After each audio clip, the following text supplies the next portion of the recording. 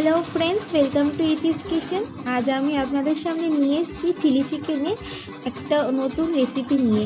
ঘরোয়া পদ্ধতিতে কিভাবে ঘরোয়া উপকরণ দিয়ে চিলি চিকেনের এই রেসিপিটা তৈরি করা যায় চলুন দেখে নেওয়া যাক। এখানে আমি পেঁয়াজকে 4 টুকরো করে সেটাকে ছাড়িয়ে রেখে নিয়েছি, লঙ্কাকে চিড়ে নিয়েছি এবং রসুনকে কুচি করে নিয়েছি, ক্যাপসিকাম কেটে নিয়েছি এবং এখানে ব্ল্যাক পেপার ও এখানে একটা ডিম নেওয়া হয়েছে এবং অন্য জায়গায় টমেটোগুলোকে 4 টুকরো করে কেটে নেওয়া হয়েছে।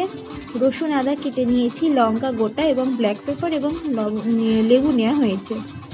এখানে মাংস 700 গ্রাম ধুয়ে রেখে দেওয়া হয়েছে। আদা রসুন ও লঙ্কাটাকে পেস্ট করে নিয়েছি এবং টমেটোকেও আমি আলাদাভাবে পেস্ট করে নিয়েছি।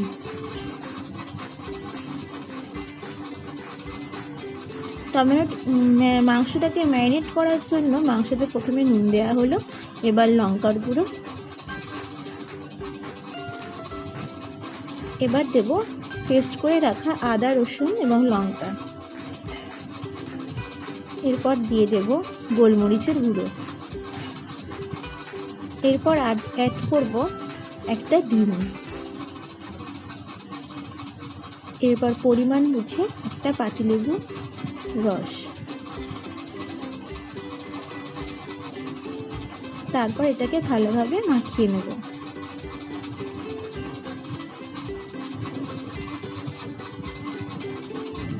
এরপর ইউজ করব কর্নফ্লাওয়ারের জায়গায় কিছুটা ময়দা ইউজ করে সেটাকে ভালোভাবে মিক্সড করে নেব। ভালোভাবে মিক্সড করার পর এটাকে ঢেকে 1 ঘন্টার জন্য ম্যারিনেটের জন্য রেখে দেব। কড়াইতে সর্ষের তেল দেব, দিয়ে সেটাকে গরম হওয়া পর্যন্ত অপেক্ষা করব।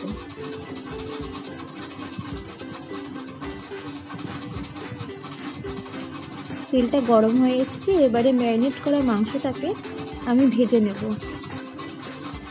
একসাথে সম্পূর্ণ মাংসটা দেবেন না, অল্প অল্প করে মাংসটাকে ভেজে নেবেন। এতে মাংস ভাজাটা ভালো হবে এবং একটার সাথে আর একটা লেগে যাবে না। মাংসগুলোকে এভাবে দিয়ে একটা পিঠ হতে দিয়ে তবে অপর পিঠ উল্টে সেটাকে ভেজে নেবেন। গোল্ডেন ব্রাউন হওয়া পর্যন্ত অপেক্ষা করবেন। এভাবে ভেজে নেওয়ার পর সেটাকে তুলে নেব। সম্পূর্ণ মাংসটাকে আমি এভাবে ভেজে তুলে রেখে দিয়েছি। এবার সেই তেলের মধ্যেই কেটে রাখা রসুন কুচিগুলোকে দিয়ে নাড়াচাড়া করব। সামান্য একটু ব্রাউন হতেই আমি দিয়ে দেব পেঁয়াজগুলোকে।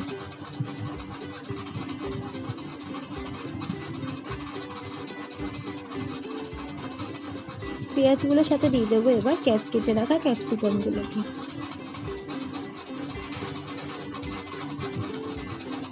এরপর দিয়ে দেবো সামান্য নুন এই সময় এই জন্যই দেওয়া হলো যাতে তাড়াতাড়ি ভাজা হয়ে যায়। তারপরে এটাকে ভাজবো। ভাজা হয়ে আসার পরে দিয়ে দেবো টমেটো পিউরি, দিয়ে দেবো কিছুটা লঙ্কার গুঁড়ো, দিয়ে দেব গোলমরিচের গুঁড়ো। আপনারা যেরকম ঝাল খান সেরকম অনুযায়ী ইউজ করবেন।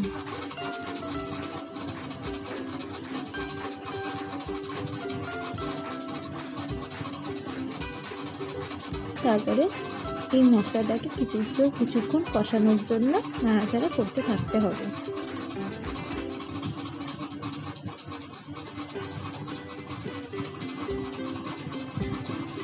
গ্রেভিটা হয়ে এসেছে, এবার আমি এর মধ্যে অ্যাড করব কিছুটা পরিমাণ জল।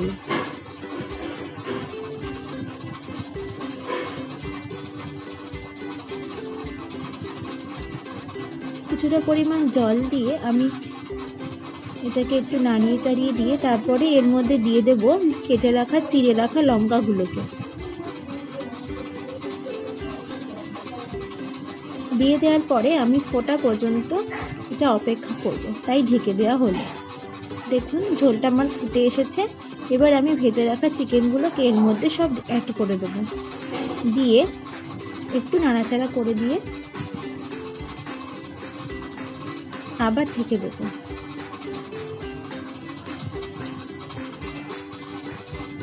সম্পূর্ণ নাড়াচাড়া করে নিয়ে ঢেকে দেব 10 মিনিটের জন্য,